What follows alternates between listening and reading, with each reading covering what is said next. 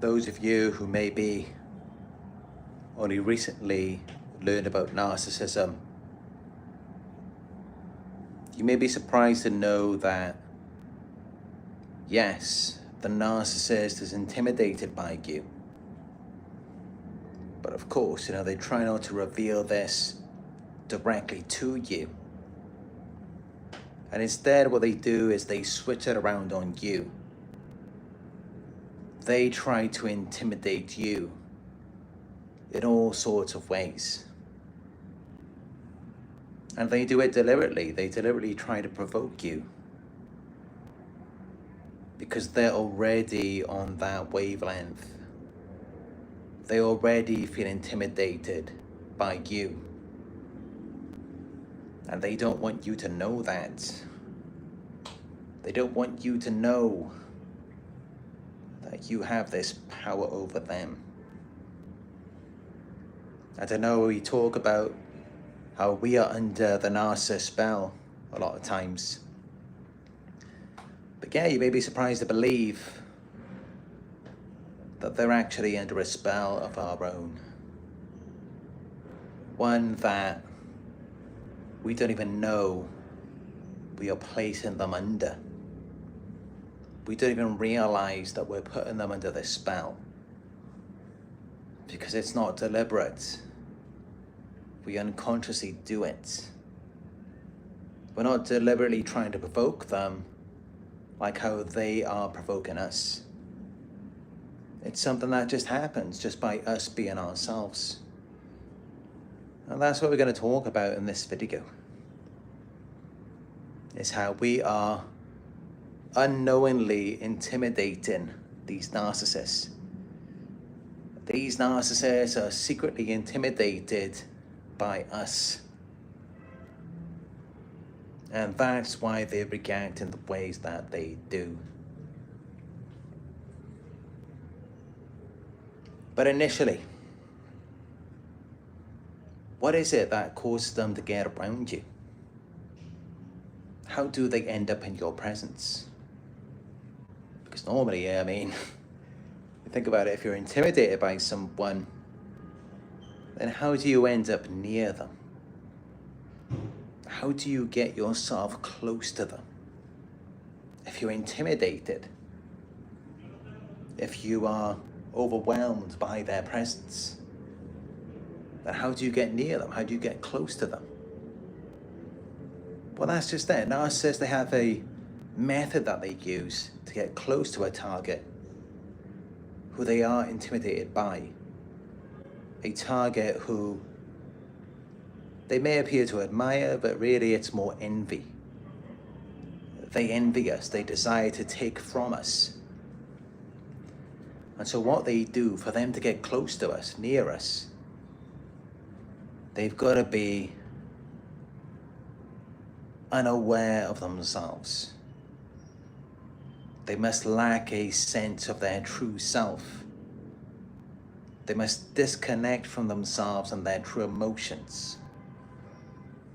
And instead what they do is they operate with a false character that is perfect, ideal.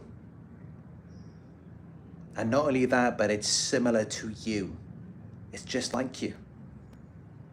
And this is how they present this fake ideal character to you. They mirror you. They act like they're just like you. Because this is what has happened is once they had set their eyes on you, they viewed you as perfect. They put you way up on a pedestal. They saw you as this larger than life character who they aspire to be like. And so that's what they're going off. When they're coming on to you, when they're trying to advance with you, they're kind of just basking, bathing in your energy and light and everything that's so wonderful about you. But even then, let's not get too cocky about it, because that's not really us. We're not really ideal. We're not really perfect. It's a fantasy. And they feed us this fantasy version of ourselves, making us feel ideal, making us feel like there's nothing wrong with us. And let's keep it real, that feels good. We're flattered by it. We like how that makes us feel. But it's not really us, it's not really real. And what they're reflecting back to us through their mirroring tactics is not really them. It's just something they're doing to garner attention and admiration from us, to get their narcissistic supply, to position themselves with us, to gain access, to infiltrate our lives. And by them doing that, by them losing that sense of self, disconnecting from themselves and their emotions, and instead attaching to us in some sort of way, by mirroring us, reflecting back to us our own virtues and ideals. By them doing that, it makes them feel more comfortable. Because why wouldn't they feel more comfortable? I mean, if you're around someone who's more similar to you, or at least more similar to who they're pretending to be, then why would they feel uncomfortable? Why would they be intimidated? They wouldn't, not if they really believe it, not if they really believe in their delusions. Then they're gonna feel very comfortable around you. And especially since they're withholding who they really are from you. They're giving you a false character, which gives them a sense of power and control over you. And that's how, when you initially meet them, they seem very comfortable.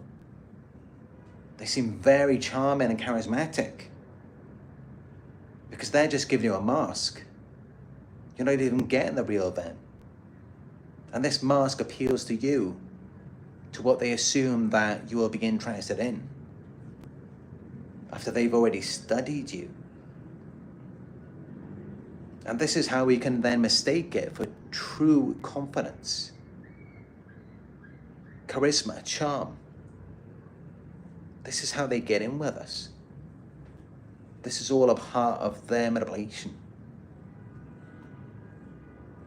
But the reality is, the reason why they do this, the reason why they can't just be themselves, the reason why they wear a mask, they manipulate us with this false character, is because deep down they feel inadequate. Deep down they feel like they're not really on our level. They're not really going to be of any benefit to us. And despite that, they still want to get in with us. They still want to get close to us. They want to reap the rewards, the benefits. It's kind of like not really having the skills or qualifications for a certain position, a certain job, but you want the pay. I'm sure, this may not be something that many of you can relate to, but it makes perfect sense to a narcissist. This is what they do. This is what they did with you. They may not have had the skills, the qualifications for that position of being with you, but they wanted the payout. And so they wore that mask.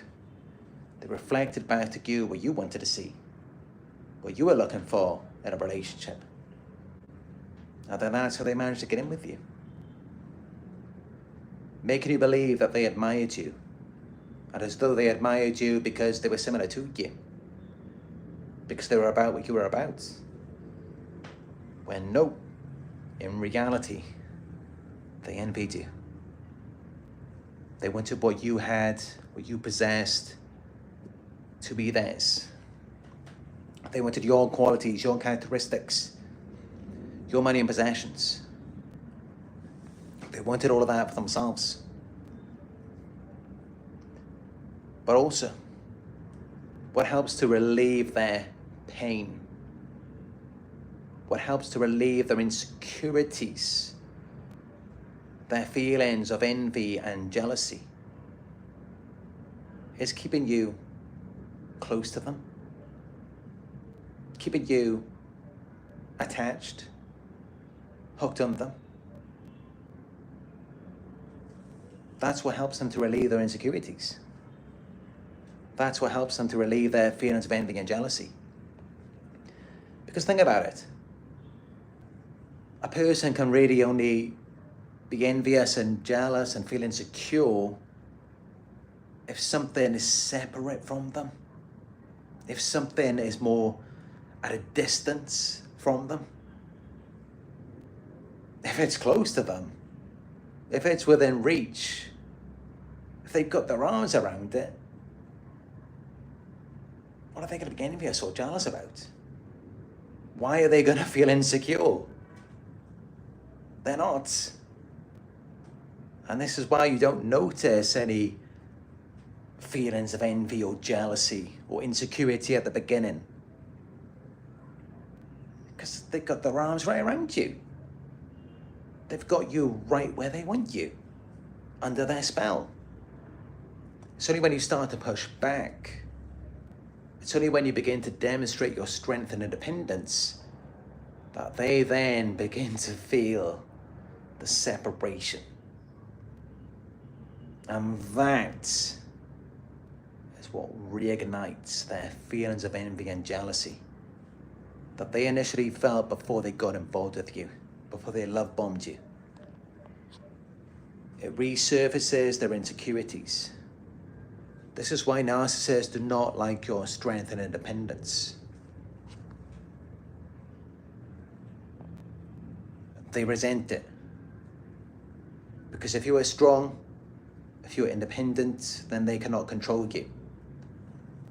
And if they cannot control this thing that they get envious of, this thing that they desire to have and possess and make it a part of themselves,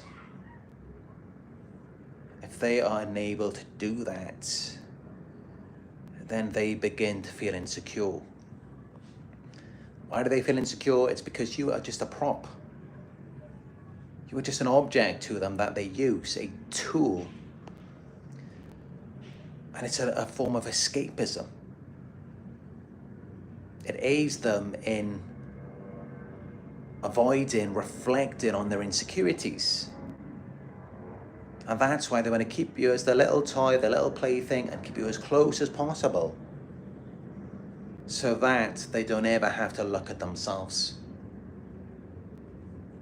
It's like narcissists apply by proxy. As long as they've got you close, as long as they've got you under their control,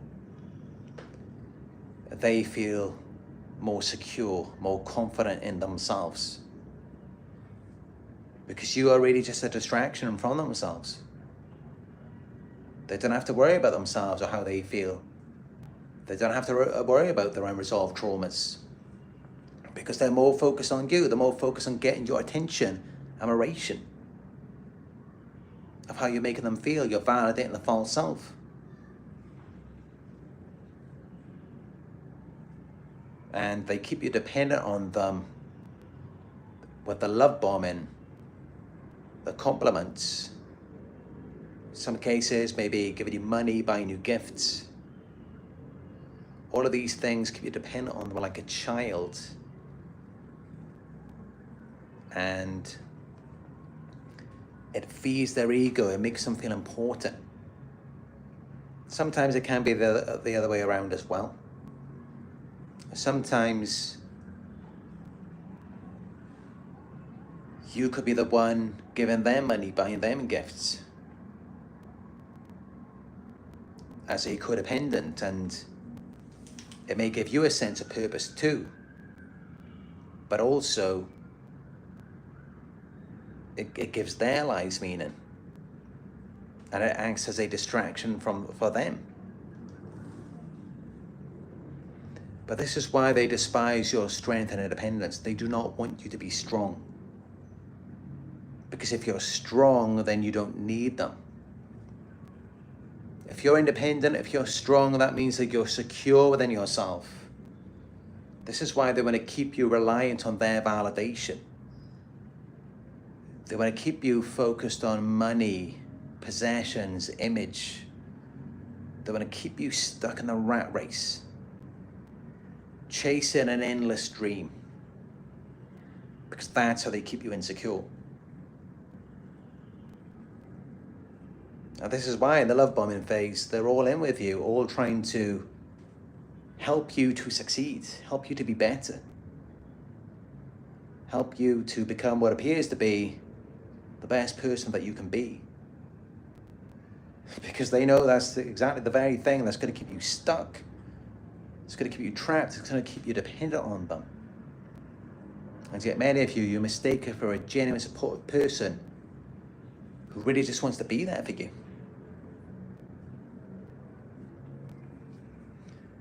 But this is why they don't like it. They don't like you going off on your own. They don't like you doing things for yourself.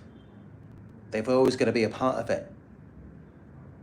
They've always got to help you to do things, help you to make decisions, work with you.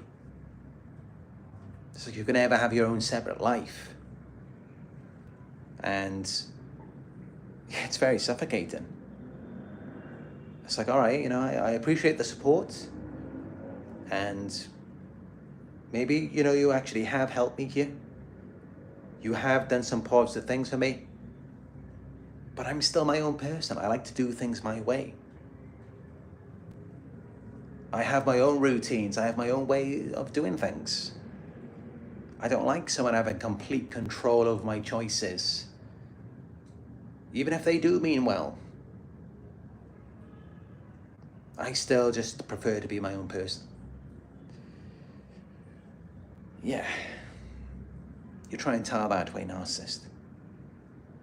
You try and tell them that they're getting too close, they're being too controlling, dictating your choices, your personal preferences, trying to change you, mold you into exactly who they want you to be, to keep you as this extension of them. You try and tell them that. You try and demonstrate your own strength, your own personal power, your own independence, and look what happens.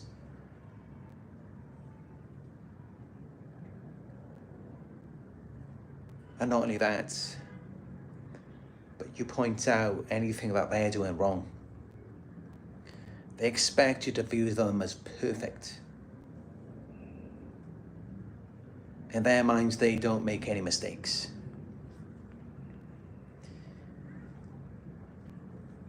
Of course, in reality, as we know, that's not true. And inevitably, in a relationship, there's going to be some disagreements. There's going to be criticisms. There's going to be things that they might like or want for you, but things that you don't really want for yourself. They can't handle that. No, they've got to change you. They're going to mold you into exactly what they need you to be. And sometimes, they really don't even care about it. It's not even something they're bothered about. It's just about control. It's just about relieving their feelings of jealousy, of feeling like you're slipping away, because they're very paranoid about that. Of course they are, because deep down they feel inadequate. They know that they're not good enough for you. They know that they're lying to you. And this is why they hate at any amount of distance. I mean, many of you may have experienced it, where it's like, you can't even do anything for you on your own, even just for 5 minutes.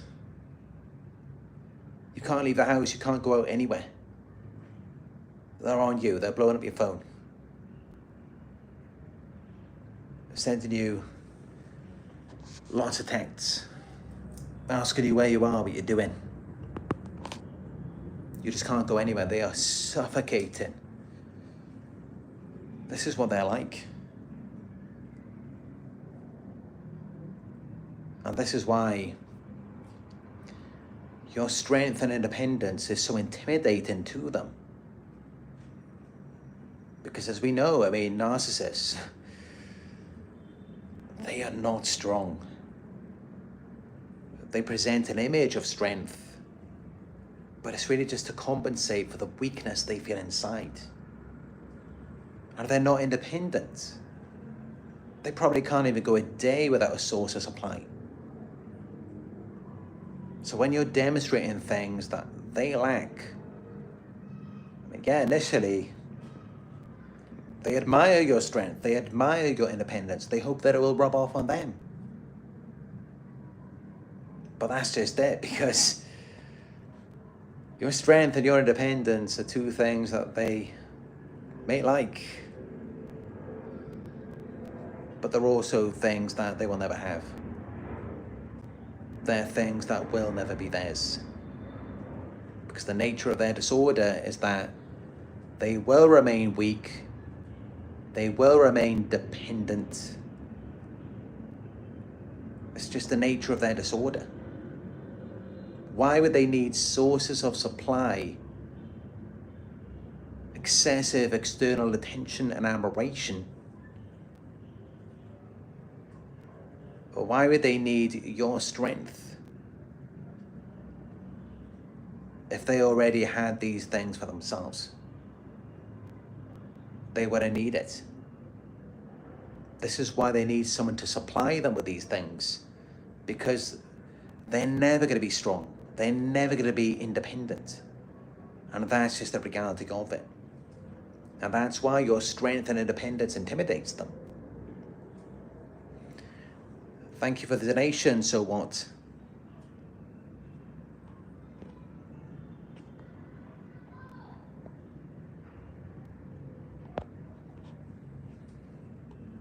Some other things that intimidate the narcissist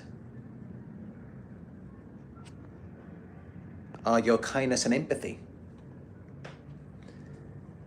They're intimidated by just your genuine way to be kind and empathize with people, even when it's with them. Thanks for the donation, P-Beast. I appreciate it. Even when you're being nice to them and you're helping them, that intimidates them. It makes them feel inferior to you, because while they do see your kindness and empathy as resources that they can exploit, in some ways they kind of see it as a weakness. But then they also see them as strengths. And they fear that your kindness and empathy will expose their lack of genuine emotion. Because these narcissists, they don't genuinely feel anything really. It's mostly just anger or apathy. They don't really feel any real love or heartfelt compassion for anyone. They really don't care. All they care about is just getting ahead, getting what they want. And even when they get it, they're still not happy. They're just focused on the pursuit. Once they actually achieve the end goal, they're not even that bothered about it anyway. They're just thinking about what's the next thing to do. But yeah, your empathy and kindness does have the power to expose their lack of genuine emotion. And this is why typically you would have noticed at the beginning of the relationship, they were on you already. They saw that in you, they detected it in you. Your genuine kindness and empathy. I'm sure many of you experienced that, because I know I did on many occasions. And I will mention too, just for this video, there was one narcissist very early on in the relationship.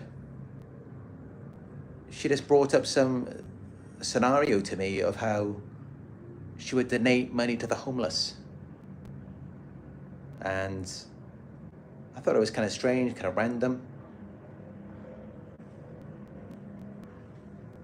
But then, of course, now I realize it was just her mirroring me, acting like she's just like me, as though she cares about other people, as though she genuinely can experience those heartfelt emotions. And then there's another example. I went on a date with one girl, and we went to get a burger at a restaurant. And then all of a sudden, a blind man walked in through the door. And I knew he was blind because I could see he had the dark glasses on his face, and also he was carrying a cane. And then a woman who was working at the restaurant came and helped him in to the table. So it's pretty clear that this man was blind. And then the girl that I was with, who was sitting opposite me, she turned to the side and looked at this blind man, and then looked back at me and made a sad expression. And then she looked back at the man again, looked back at me, made the sad expression again, and this went on several times. Just to really see, am I believing in this? Then it was clear, this girl was just mirroring me. Because, I'm the kind of person, if I see, especially a blind person, I mean, if there's anyone that I have compassion for, it's people who are blind, people who are deaf. Of course, it's horrible. It must be very difficult for those people to live with those impairments. But again, I'm sure many of you may have picked up on this as well. How they mirror your kindness and empathy at the beginning. They're all on you with that. Because they know, that's power. While they may see those qualities as weaknesses that they can exploit, it also gives you a lot of power. The power to expose them with those very qualities.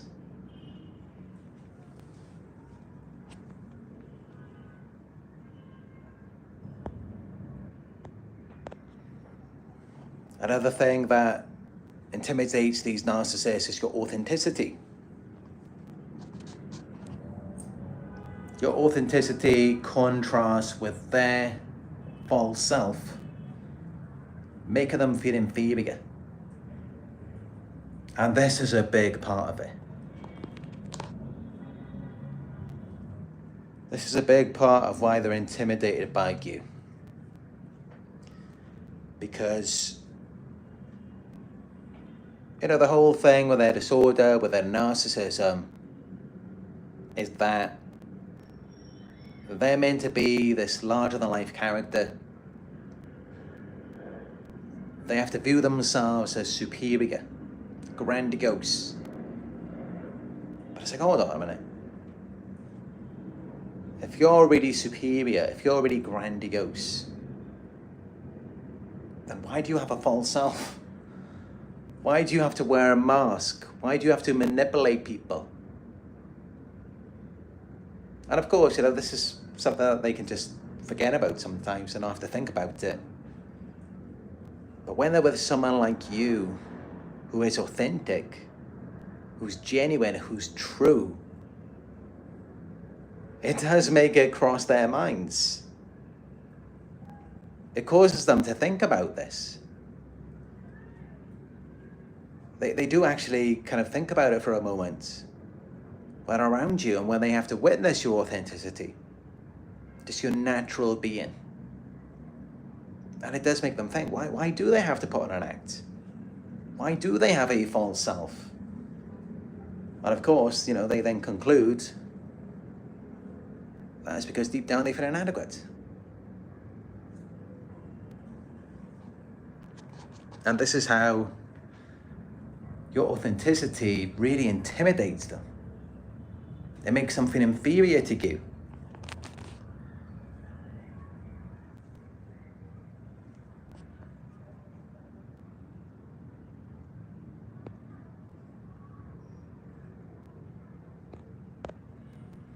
Another thing that intimidates these narcissists is your ability to inspire other people.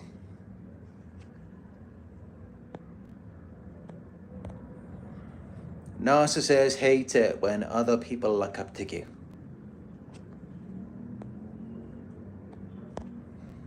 Because it threatens their need to be the center of attention. And that's all that it is. Of course, it may be something that many of you just struggle to comprehend, as I have, because it's like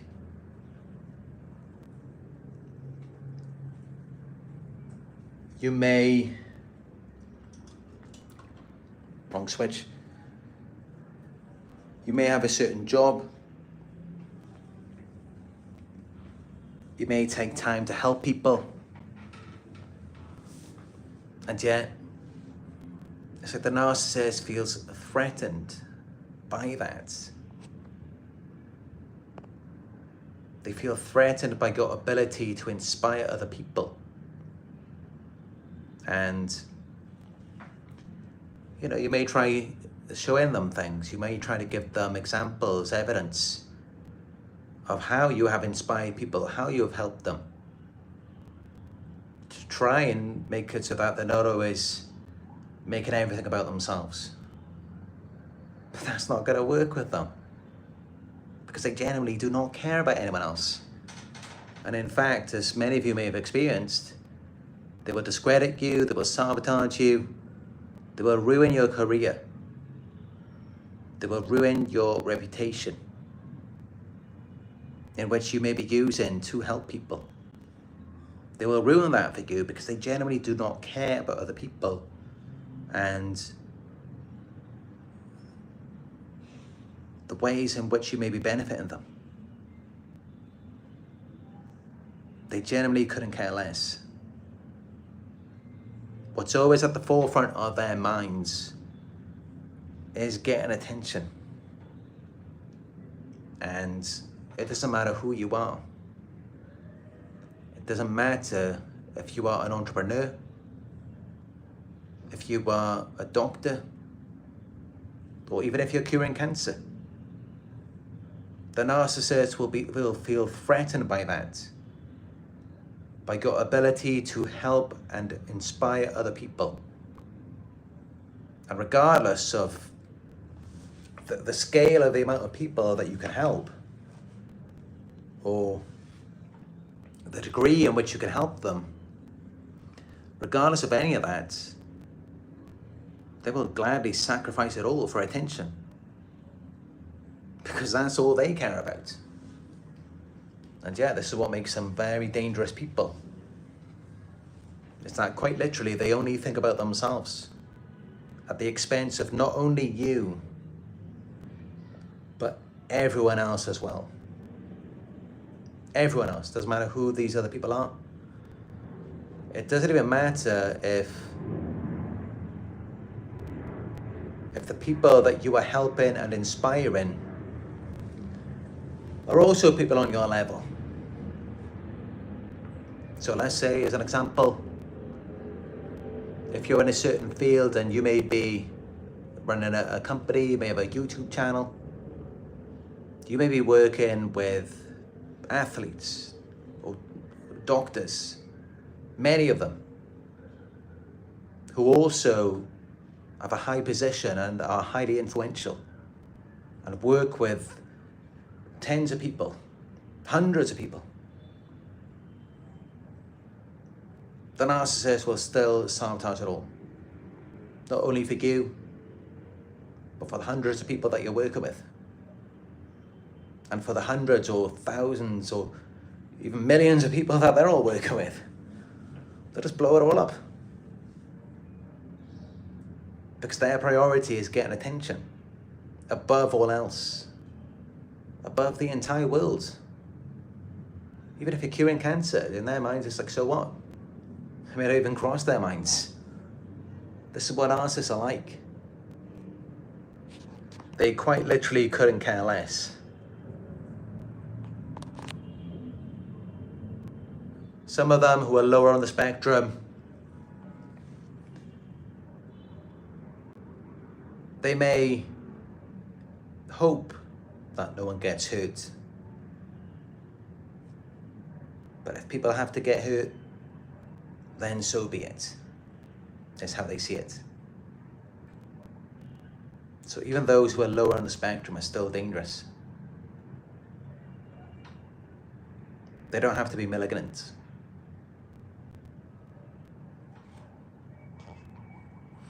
If you're finding this video helpful so far, give it a thumbs up. Thank you.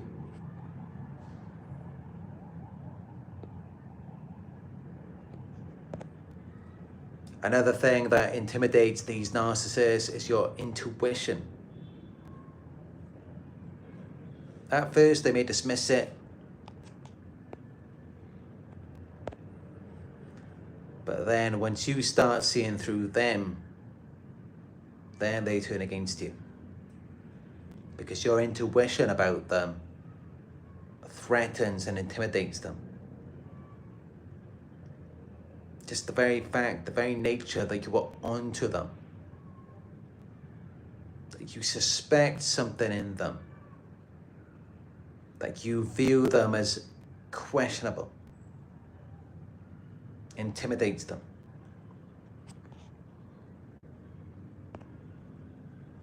Such as if you start noticing their tactics. Especially if you call them out. If you call a narcissist out on anything, it will threaten and intimidate them. Such as if they're putting you down and you just say, why are you insulting me? Or you just call it out as devaluation. Maybe if they are already aware of the term. Or you say, when they try and compare you with someone, you say that's triangulation. If you start speaking these terms, and especially if the narcissist is aware of them, they will feel threatened and intimidated. And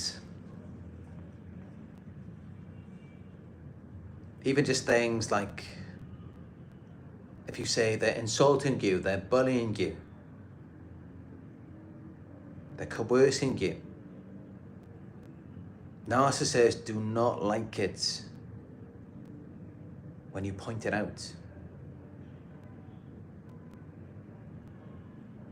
What they want is for you to feel threatened and intimidated by them bullying or coercing you.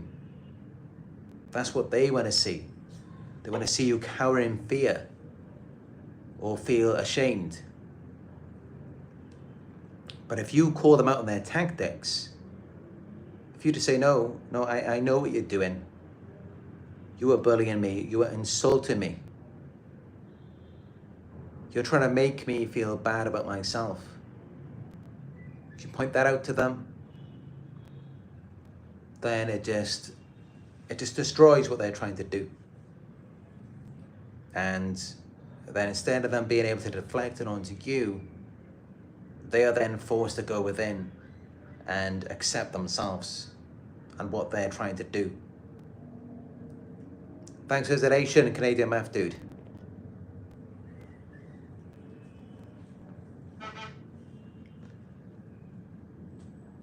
But yeah, this is why they do what they do. This is why they try and put these things onto you all of the time. Because think about it. Even if there's something they don't like about you or something you didn't do well, why would they go about it in that way? Why would they bully you? Why would they demean you, insult you, put you down? If you want a certain result out of something, if you really care about someone, and if you have the empathy to see that they're actually trying to do something positive for you, you're going to be more encouraging and supportive. Now, the reason why they're not is because they're so insecure, because deep down they feel inadequate. This is why they have to lie to you, they have to manipulate you. This is why they have to go about it in that way. This is why they're just trying to diminish you. Because they see it in their minds as though it's either you or them. They see it as though they either take you down or they're the ones who are going down instead. So they look at it as though they have to get to you first. But also at that moment, they're already feeling insecure just by being in your presence. Your presence intimidates them. Your authenticity, your confidence, your strength, your independence. All of these things intimidate these narcissists.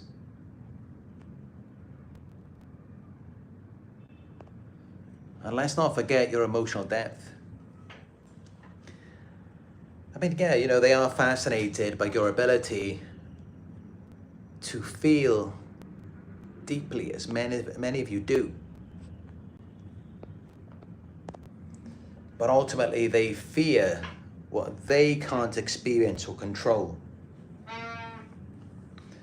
Narcissists fear the unknown. This is why they are so boring. They want everything to be known. They want everything to be predictable. They want to know exactly how things are going to go. They've got to have control over it. The problem is that as soon as they do, they get bored of it. Then they don't want it anymore. But this is what they do. It's like at the beginning, they want to know everything about you. They want to learn everything. They don't want there to be any mystery whatsoever. But then as soon as they get the result that they want, then it's all over. Then they get bored, and then they have to start devaluing you, putting you down. And now they'll just say to you, now you're boring.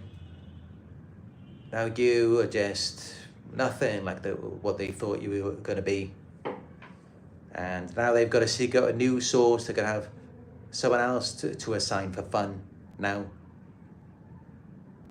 Because they had to figure everything out about you. They had to have full control over you. They couldn't leave anything to the imagination.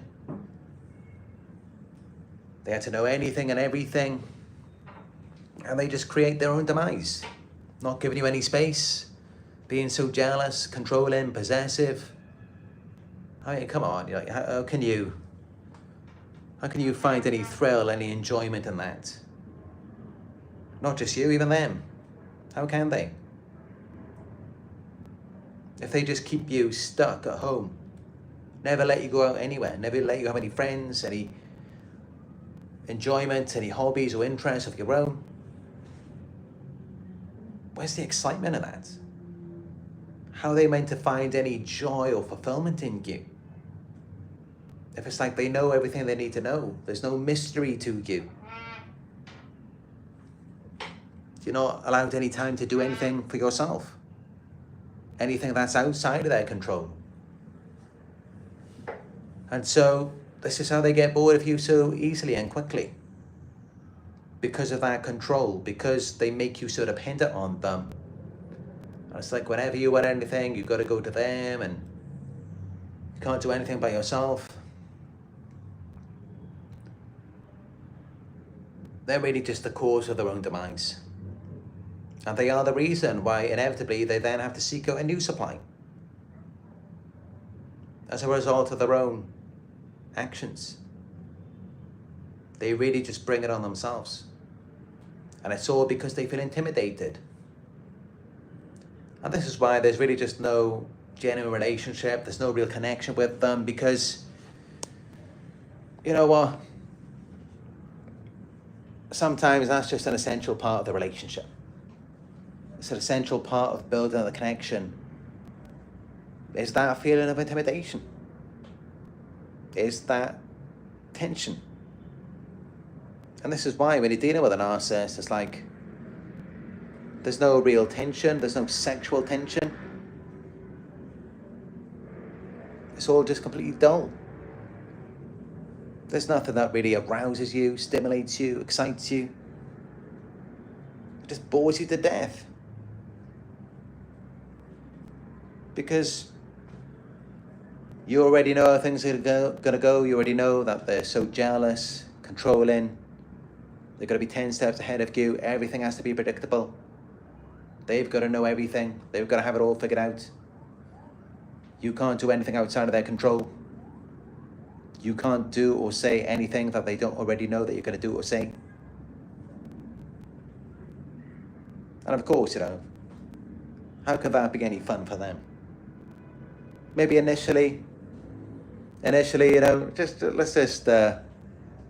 an analogy here. At first, when they're like pushing the buttons, they push a certain button in you and I say, oh, wow, this button makes you do this. That button makes you do that. Wow, that's incredible. This is so fun. But after they've been pushing those buttons now 100 times, it starts to get a bit old. It's like, yeah, okay. I can't even be bothered to push the button. I already know what's going to happen. I already know exactly what they're going to say, exactly how they're going to respond. What is the point of even doing it? And it gets to that point. It gets to that point where they've manipulated you so much, you're so much under their spell. Or they just think, what's the point of even doing it anymore? And that's how you may notice they stop doing it. They stop pushing your buttons. They stop trying to get reactions out of you. And the moment you start to see that, that's how you should know they've already lined up a new source. They're already entertaining someone else, and that new person is likely pushing their buttons now. And it's just a matter of time until the narcissist is pushing their buttons in the way that they like to. This is how it goes. This is how it goes.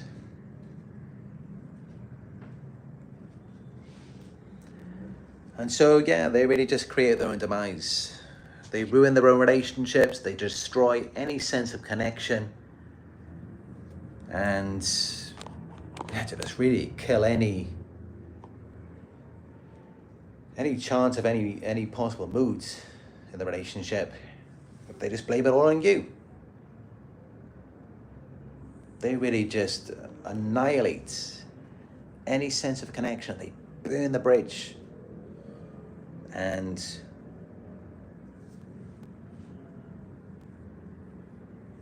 yeah. But sometimes what it takes is for them to just completely devalue you, completely break you down, just completely deplete you and destroy you. And then it's like they're more interested in getting to know you again, learning you, being more intimately involved with you. Once they've broken you down, once they've got you on your knees, now suddenly they're into you. And it's because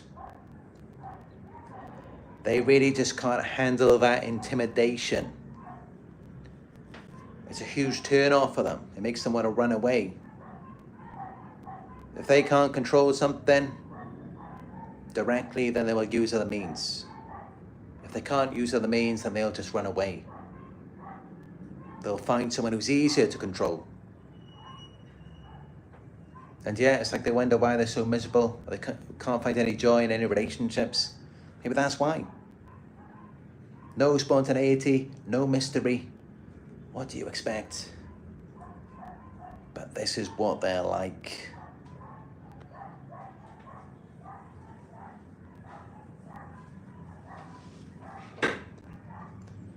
But yeah,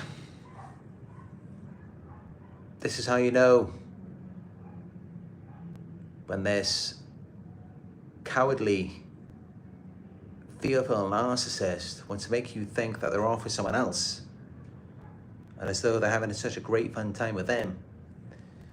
Just remember, we're talking about someone who needs everything to be predictable. They need to be 10 steps ahead of everything. They've always got to be in control. Now tell me, where is the fun in that? Where is the joy or fulfillment in that? And always having full control over everything. It's boring. It's kind of like playing the video game and you have all of the power at your fingertips. You've got all of the cheat codes. You've unlocked everything. You know exactly how everything's going to go. You've got it all under your control. gets boring after about 10 minutes. But when you play through the missions, when you work your way up, when there's so much to just uncover and unfold, that's what makes it interesting. When you learn things gradually, when you gradually explore, not when you just conquer it immediately. But this is what they like to do. And this is why in the beginning they're all over you, they can't leave you alone. This is why they do the things that they do.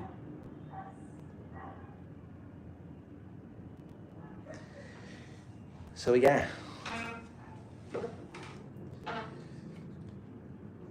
That's my video for today. On how the narcissist is secretly intimidated by you. Not such a secret anymore. Let me know if you have any questions in the live chats. Again, I tried to do this live video earlier. The signal wasn't too good, but I fixed it now.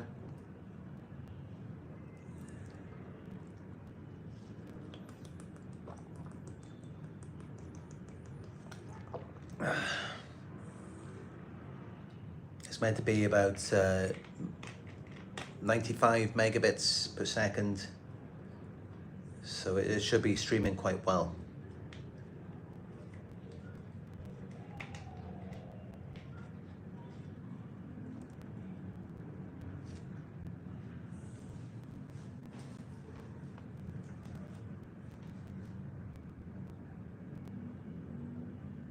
Not quite as good as it was back in the UK, those of you who remember. I remember I had my, what was it? I had a fiber optic broadband at the apartment. That was about, I think it was 350 megabits per second. That was when it just came out, about over 3 years ago. As soon as it came out, they upgraded it.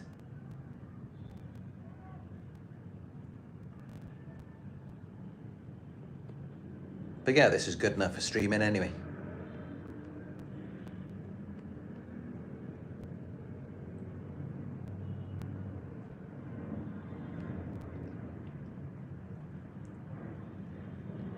Canadian Math Dude says their love for you is when you abandon and reject them permanently because they see you as an unachievable object. You must be valuable if you aren't attainable.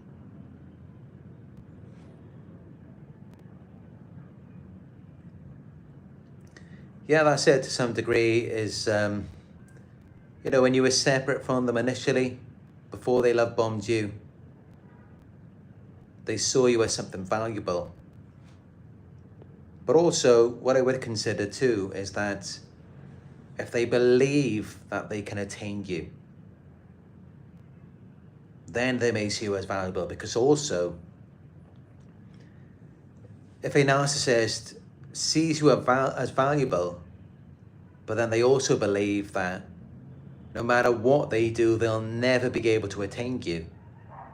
If they really believe that, then they will just view you with contempt regardless, even if before they viewed you as valuable.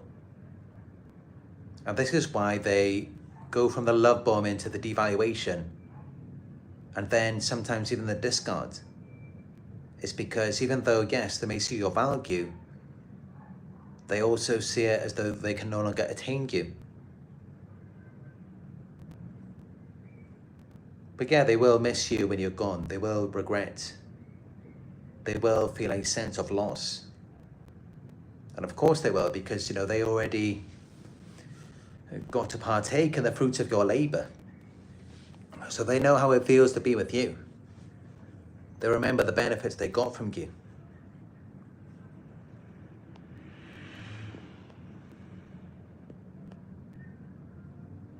PB says, great analogy. I'm glad you like it. I always like to come up with some interesting analogies in my videos.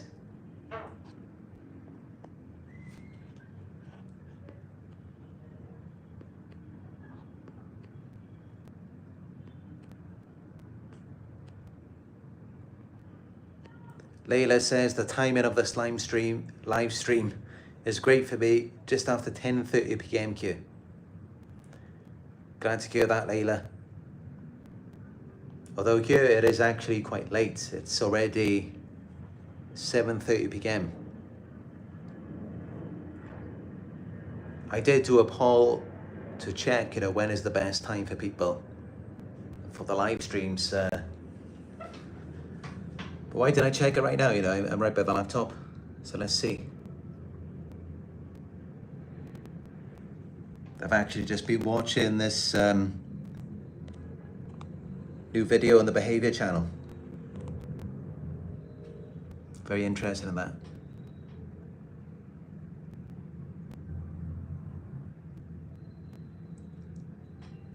So far we've got 35 votes.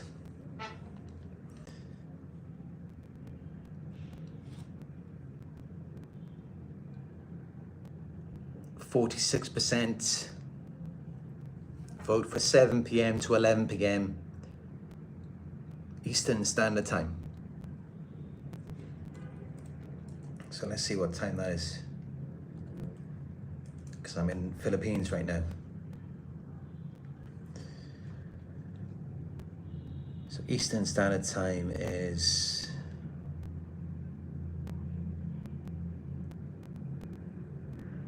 I'm 11 hours ahead of that time. Oh no, wait.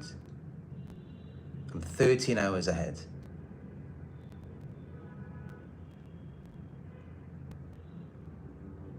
So that means 13 hours ahead. 9 a.m. to 11 a.m. That's interesting. So that's morning here. Well, usually around that time, I'm normally just sitting down after going through the comments, and I'm either recording a pre-recorded video, editing one, or writing up a new video.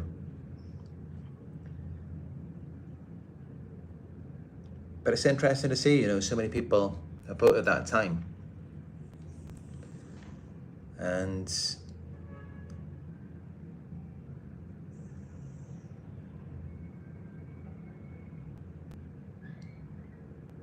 the lowest amount of votes is from 1 hour after now. So nobody really wants a live video this late by the looks of things.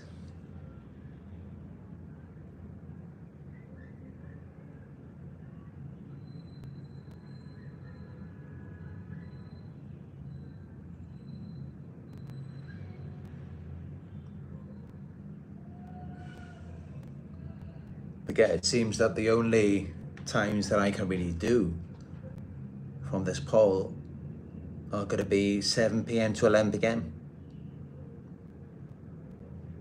Because before that, it's either very late at night or very early in the morning. But unfortunately, that also has the most votes.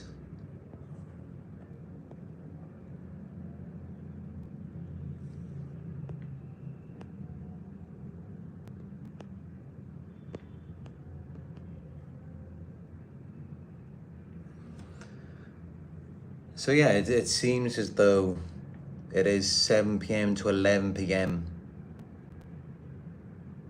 is the best time. I mean, it's only 35 votes on this poll. So it's not that many votes.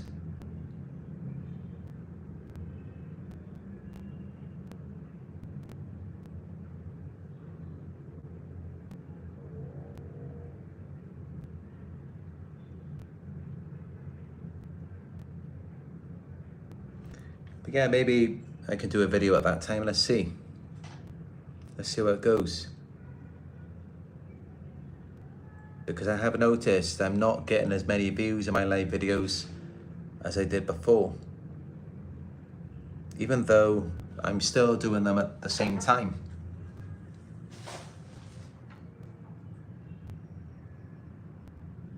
I haven't changed the time of the live videos now for over 1 year. But maybe that's what it needs, you know, it's just the change of time. And also, I'm looking into more what have been my most popular videos over the past year, and I'm going to start doing more videos like that. So I'm hoping that it will increase traffic and we will get a lot more viewers, you know, a lot more survivors in our community.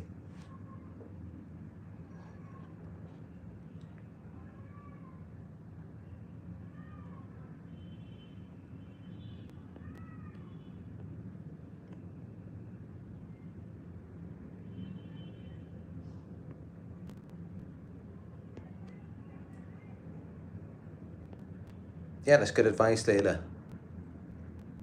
Doing different times throughout the week, isn't it? I mean, because I do tend to do quite a consistent time every day, which, you know, that can be good too. But since I am doing daily videos, it could be good to mix it up, you know, for some people who it may be too early for them or too late.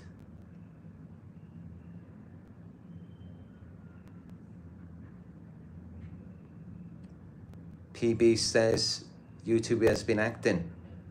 I never get notifications that you're live. I see you live in my feed when scrolling. Yeah, something's definitely been going on recently. I mean, you know, there were some pre-recorded videos I did that had significantly more views than I've had for a long time. I mean, I did a gang stalking video about a few weeks ago. It managed to reach 10,000 views. That's the most views I've had on any pre-recorded video for like the last couple of years. But also, you know, when I look at my analytics, it seems that practically all of the videos are gang stalking videos over the past year. So for whatever reason, the YouTube algorithm is definitely pushing gang stalking videos on my channel. I'm not sure why that is. I mean, if anything, I thought it'd be the opposite, but it appears that this is what they're doing. And, you know, I could definitely do more content on that. I mean, it appears to be performing better than my narcissist videos.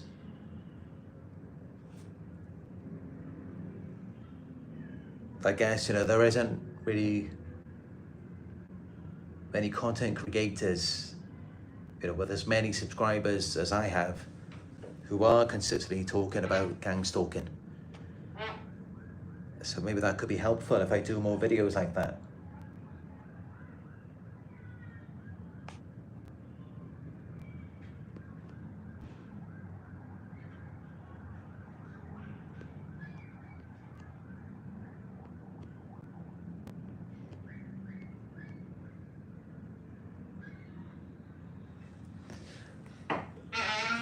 But yeah, you know, it can be kind of difficult because I get viewers from all over the world. It's hard to please everyone. And so, you know, there's only so much that I can do. But I will play around with the times and, you know, let's just see how it goes.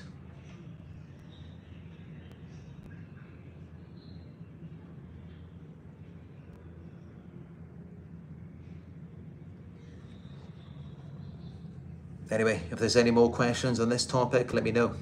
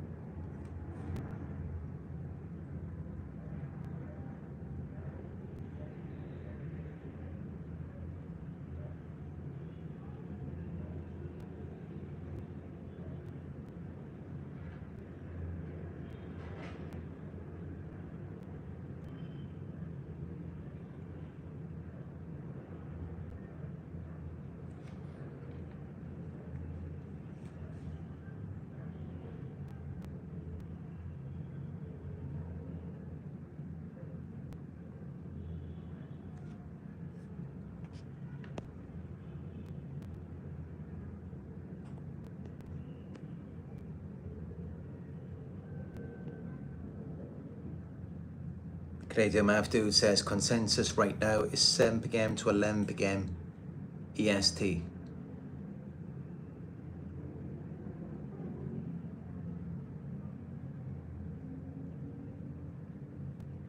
There, from what I'm seeing on my analytics, that appears to be a good time. Unfortunately, most of my viewers tend to be on YouTube when I am asleep because of the time zone here. And that's why, typically that's when I put on a pre-recorded video. But unfortunately, that's not getting too many views. And that could be because there is a lot of competition. I mean, it's not like how it used to be, these days there are so many people who are talking about narcissism. But of course, when I first started off, this is 6.5 years ago now. Back then, there weren't really anyone who was talking about this. So I was one of the first.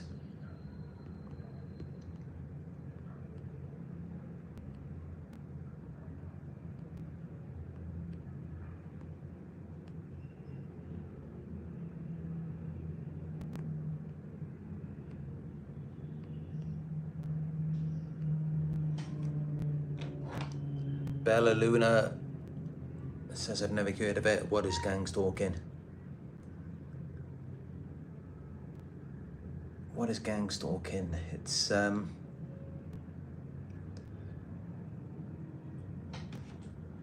really something I want to get into at the end of this video, really.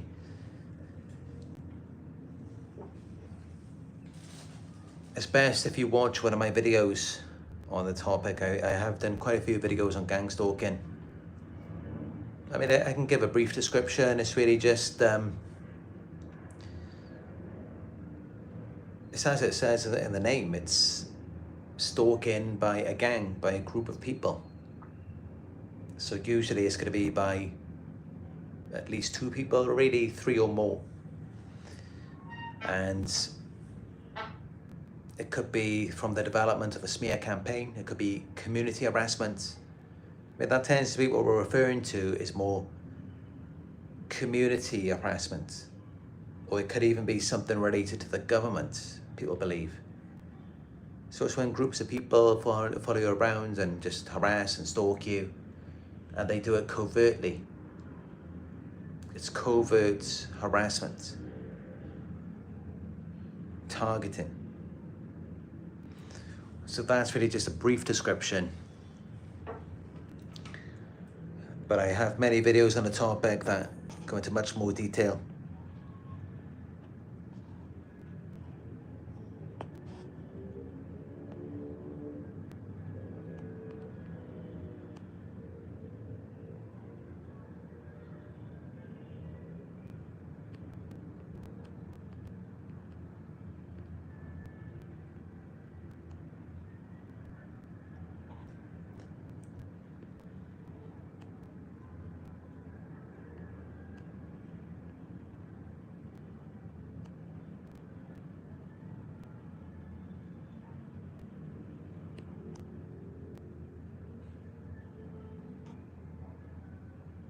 PB says, most narcissist channels on YouTube say the same repetitive things.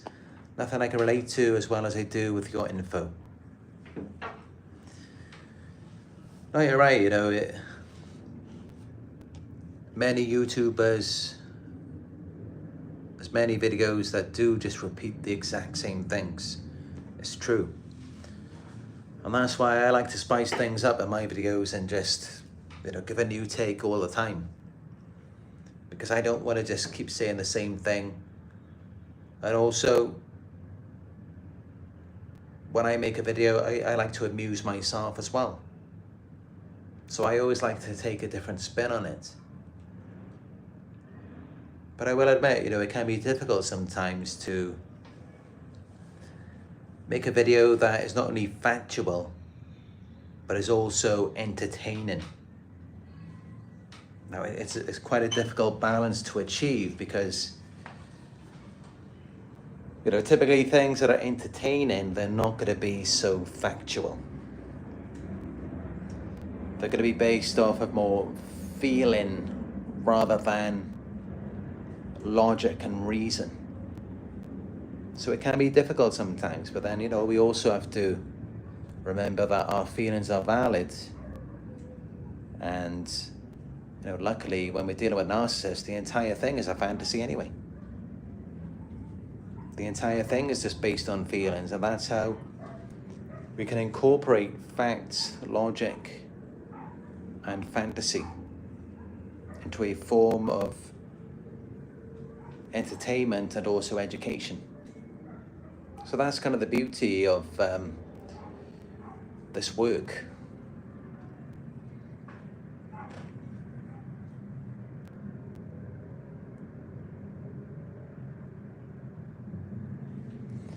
But yeah,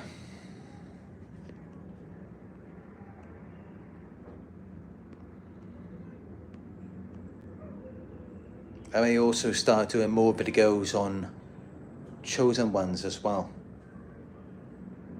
I've never actually done a pre-recorded video on chosen ones, but I will have one up within the next week.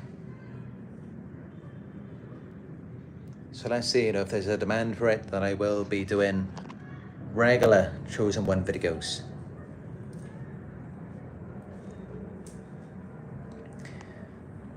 But yeah, I hope you enjoy this video. If you'd like to show your support, give it a thumbs up. Let me know your thoughts in the comments down below.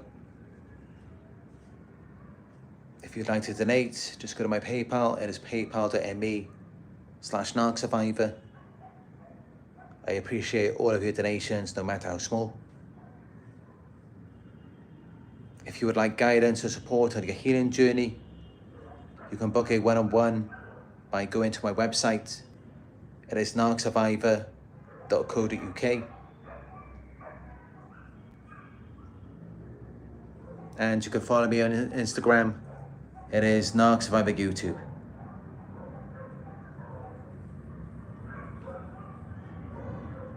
I appreciate you all. Thank you for your support. Thank you for the donations. And I will talk to you in another live video very soon.